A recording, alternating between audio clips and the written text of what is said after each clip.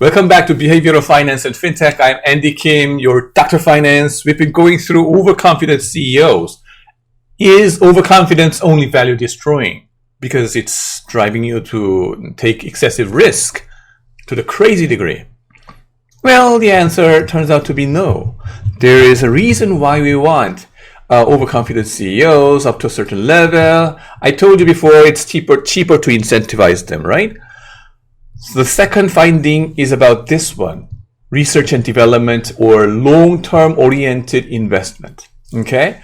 Well, the capital market, people say that, if your company is listed in the stock market after IPO, the CEO will be in a constant pressure from outside investors, your institutional investors, stock analysts. They are watching over you, and then they expect certain degree of EPS, earnings per share, every quarter by quarter. So if you miss the target just by 1 cent, they will sell recommendation. It will not happen, right? But they will dump your stock, right? And then the price of your stock plunges like crazy. If that happens time and time again, pretty soon you will be fired as a CEO. So you will be under pressure very much. You may be more short-term oriented under such a pressure. What if I disappoint them? Kind of things, right? But confidence, that overconfidence, is a force that enables you to overcome that kind of pressure. 곤조, 근성 있게. It's like what the hell ever you say, I don't care. Regardless of what you think I do, I believe in our R&D will change the world like crazy. Just like this, right? Apple. Oh, Andy, how could you not use Samsung? Come on! Right? Simply because SKKU, don't you have to use Samsung? No! I proudly use this one, right? And Apple CEO, Steve Jobs. Isn't he more narcissistic? No, he's not. He's more overconfident, guys. And he was constantly pushing on the groundbreaking innovation, regardless of what the outside investors said. That's why he was initially expelled from the company that he created, company of his own creation. 1980s, he was kicked out from the CEO position. John Scully was replacing him, the marketing guy. And then in 1997, he returned to Apple, right? Why was he kicked out? He was persistent about, pursuing his, computer industry innovation, following, you can see it in the Macintosh kind of computers going on there, right? And then he believed in it, right? And then he constantly pushed for this mobile gadgets like this. And then finally he brought this computer into this device and then created a whole, ecosystem, right? So that so many different, thousands and thousands of different companies were constructing those apps, developing all those things. He created those environment, right? But for his overconfidence, nothing could have been possible over there. Okay, that overconfident CEO. Okay, turns out as this Professor David Schleifer and their group found out after big data study of thousands and thousands of different companies in the United States over tens of years, right? Decades of data. They found out that overconfident CEOs invest a lot for long-term investment like R&D. They seem to have guts to resist the short-termist pressure of institutional investors and analysts. They bring much more technological innovation. They have more number of patents, and they have more citation count per patents, right? So that's a productivity issue, right? Productive R&D through overconfidence, right? And the question becomes, is overconfidence nature or nurture? That's a legitimate question. Are some people born with overconfidence? Is it genetically determined? Or is it something that we can educate and then the environment affects the person to be more confident versus less confident, right? The jury is still out. Neurofinance researchers find some genetic evidence as well, but that does not tell that 100% of the overconfidence is driven by nature only. What percentage? We don't know. The jury is still out. Oh, if it is the jury is still out, why do you teach that? Well, let's explore together. We are doing the groundbreaking innovation going on, and you are, I'm inviting you to this one.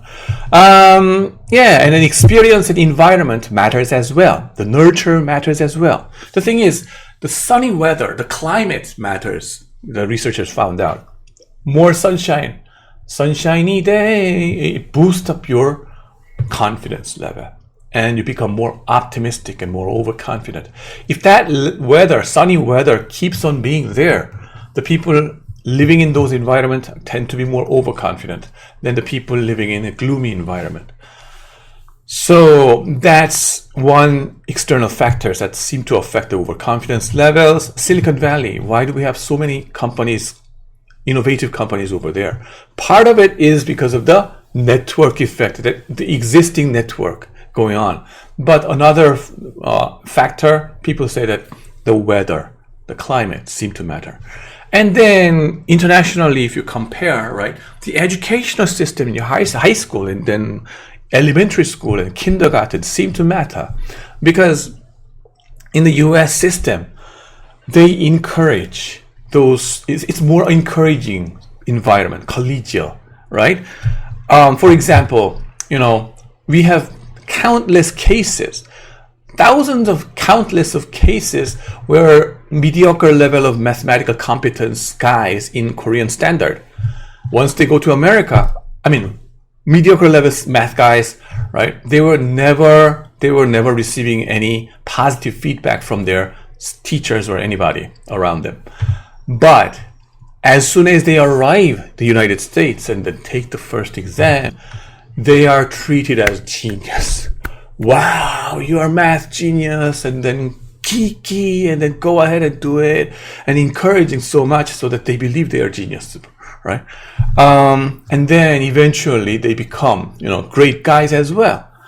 Interesting thing is, a friend of mine in my elementary school, again, I told you, middle school friend is Bain CEO, and then one elementary school friend, he forgot me, I guess, but he moved to the United States, and then in the teenage days, and then he became a Harvard professor in electronic engineering, 전자공학과, and now he is the chief scientist of Samsung Group, the whole Samsung Group.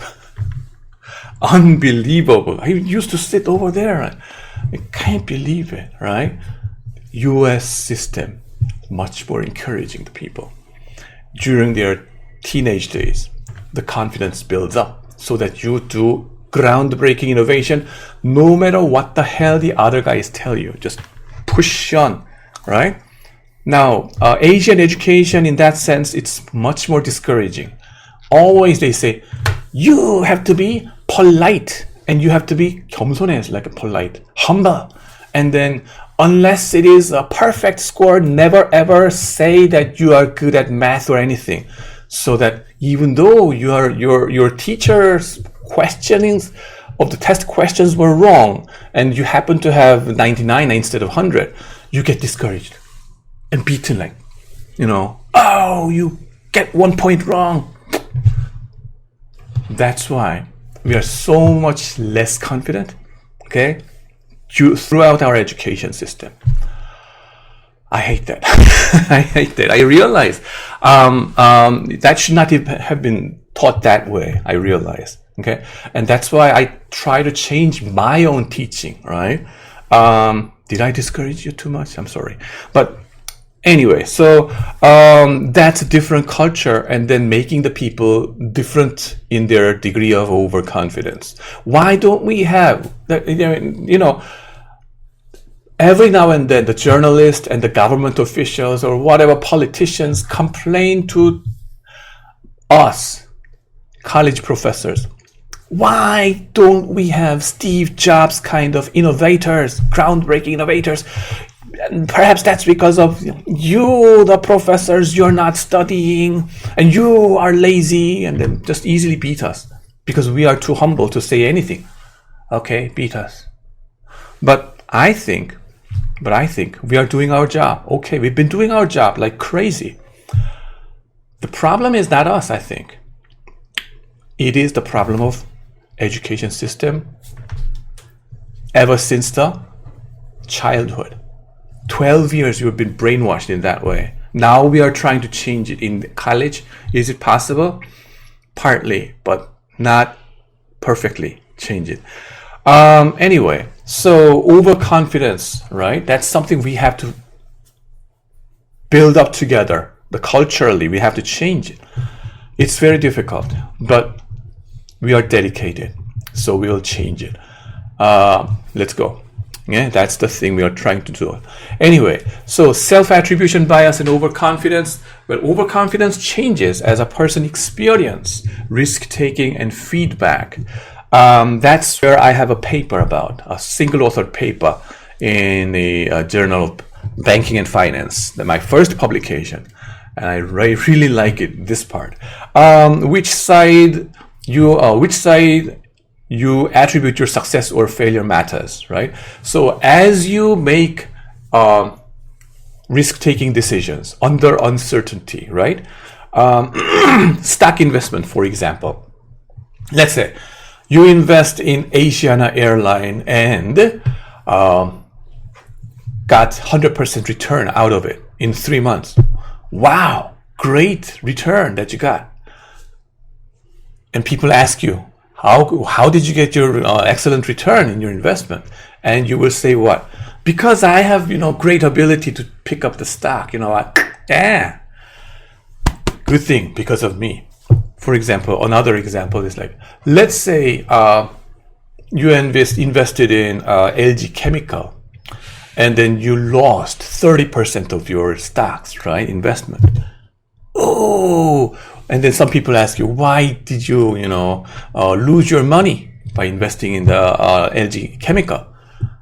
Would you say, I was so stupid to buy that one? Or would you say, oh, it's because of them, the industry? Who knew that GM will recall all those batteries, and then those battery industry turns out to be shit or shitty, right? External factor. You are more likely to blame it. It's a blame game when the bad things happen, right? You tend to blame outside factors, right? Instead of yourself. 잘 되면 내 덕분이고 못 되면 조상 탓. External factors, right? Blaming others. And you may blame others. What? I am individual investors. They are institutional investors. You may say, oh, those institutional investors were selling it for wrong reason. Oh, I am domestic investors. You are foreign investors. Oh, those foreign investors are, malicious and they are just quickly running away. And then I cannot short sell, and then they can short sell. Oh, those short sellers are bad. And then blaming those outside guys. That's one psychological mechanism that people keep on complaining and blaming foreign institutional short sellers. Again, in the CEO levels, you will also see this kind of blame games coming up. There's self-attribution bias. Oh, and then as they move on with this, after the investment, success or failure, right? They experience it, and after success, they attribute it to his or her smartness or their company's, their group's superiority, right? And after a bad experience, they blame it to other side, right? The industry or the economic factors outside, instead of blaming their own stupidity, right? By doing that, they boost up their egos, and then they boost up their self-confidence, overconfidence. So through this experience of self-attribution bias, linguistic pattern, language experience, right? You boost up your overconfidence over time. This is what the behavioral finance researchers found out so far, legitimately there, right? So overconfidence, a part of it comes from your experience like this. Now, my paper is about the CEO's self-attribution bias, and then there I do the text mining of the CEO interviews transcript, 7,000 of them. Wow. And then running Python code and look at their language pattern. The stock performance before the interview, I look at them, and then depending on whether it is good or bad, right?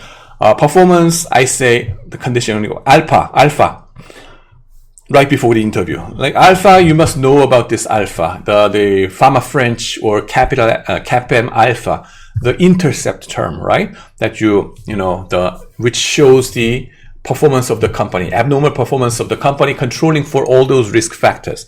If the performance was good, if the performance was bad before the interview. And then I simply look at their word because or cause. And then after because, right? Do you see first person pronoun versus third person pronoun? Okay. Because of me, because of them. Okay. After good performance, there are some CEOs who say more of a because of me instead of because of them. There are some people over here as well, but these guys, I identify them as having self-attribution bias. How about bad performance? After bad performance, of course, people tend not to do interviews, but it's still controlling for that kind of self-selection bias, right? If we look at their language pattern, some people say because of me more, some people say because of them more. And this guy, I identify them, label them as a blamer, right? Blaming to external factors. Here, not only third person pronouns, but economic or industry external factors. So CEOs with SAB are more likely to be fired. Blamers especially, blaming to the outside guys, you're kicked out. You will be kicked out, right? Don't do that. And then invest with internal cash flow because external financing is more difficult. If you are more overconfident, then the bankers will be worried about you. And then, it'll be hard for you to borrow money from outside. So you'll have to self-finance somehow. Yeah. In M&A, they use more cash. I told you why. An investor response to acquisition is inverse U-shaped. Up to a certain degree, the investors welcome you after your acquisition announcement because of the middle level of overconfidence you show, self-attribution bias together, right? They welcome it, but after a certain degree, it curves down. Excessive overconfidence never helps you. That's the thing. And then the self-enhancing bias, this one, self-protecting bias, SAB2, right? This is a diagram. The number, forget about this number. This is just a percentage of the degree of self-referencing word defined like this, because of me, because of others, right? Out of the total word count. But conceptually, it is inverse U-shaped like this after the acquisition announcement return. Right? So the CEO's language pattern that shows the self-attribution bias seem to be informative. It is informative about their corporate financial decisions and whether the shareholders like it or not. Okay? And the self-attribution bias and overconfidence don't kill self-attribution bias. It's a way to build your overconfidence, right? Asian people, we need more overconfidence than before. Okay? Watch out for those who never experienced failure in their lives. More likely they are to have extreme self-attribution bias. Oh, I'm so smart, smart. And then eventually you will go extreme, right? Supposedly, experts are more likely to have self-attribution bias and overconfidence. Oh, isn't that you, Andy? So some experts, academicians, or those analysts, yeah, we have to recognize that. Yeah, know yourself, right? It's an important mantra. Social implication: a whole generation could have their own self-attribution bias. What am I talking about? Well, as individual self-attribution bias is there, right? And what I propose is that the generation by generation for the same, even within a country, for example, Korea, okay? certain generation experience certain success or failure commonly, and a macro shock is there. After a prolonged period of success, people in this country will attribute the success to whom? Themselves. We are great nation, we are great country and superior, blah, blah, blah. Whatever, okay? Which is annoying if you listen from as an outsiders, right? And then after the failure experience, they will say what? Blame it to outsiders, right? Or blame it to their ancestors or things like that. Oh, but one thing is that those two things are psychological protection mechanism within themselves, right? To boost up their confidence somehow. But the thing is, over generation, there could be a fight as their experiences differ, right? That's precisely we've been experiencing over the past decades, right? 1960s and 70s and 80s, Korea has been very, very successful economically. That's the nice contrast you can see if you look at North Korea, right? We were very lucky to be lining up to capitalist world. If we lined up to communist world, no future. Come on, right? But my father's generation, they're the ones who experienced those string of success, right? And they have strong self-attribution bias like that. We are a great country, and then we have been achieving it. Do it, and then you will achieve it. We've been experiencing that success. Why can't you? You're lazy, they say. Younger generation is the other way around. After IMF, the 1997 Asian financial crisis, we've been experiencing stagnant economy, or not, if it is not going down, right? The economic development speed essentially stagnated. And then the competition got too much difficult. The thing is, my father's generation in the international trade and those competitions, they never experienced competition with China or India. 1.3 billion populations. They belong to a Soviet Union group, right? Communist world. And plus, China had Cultural Revolution, which essentially stopped the universities, like Beijing University or Tsinghua, Beida Tsinghua. They closed their universities, and then those professors went to factories and then worked, and then 기름칠하고 was like a and the farms, right? They were taking care of those cows, cattle, like, you and me going together to the farmland. Can you imagine that? For 10 years, they essentially stopped it. And that's, for Korea's perspective, is a luck factor. But my father's generation never recognized that luck factor. We did our best, and that's why we are rich. And they don't understand younger generation, how difficult it is.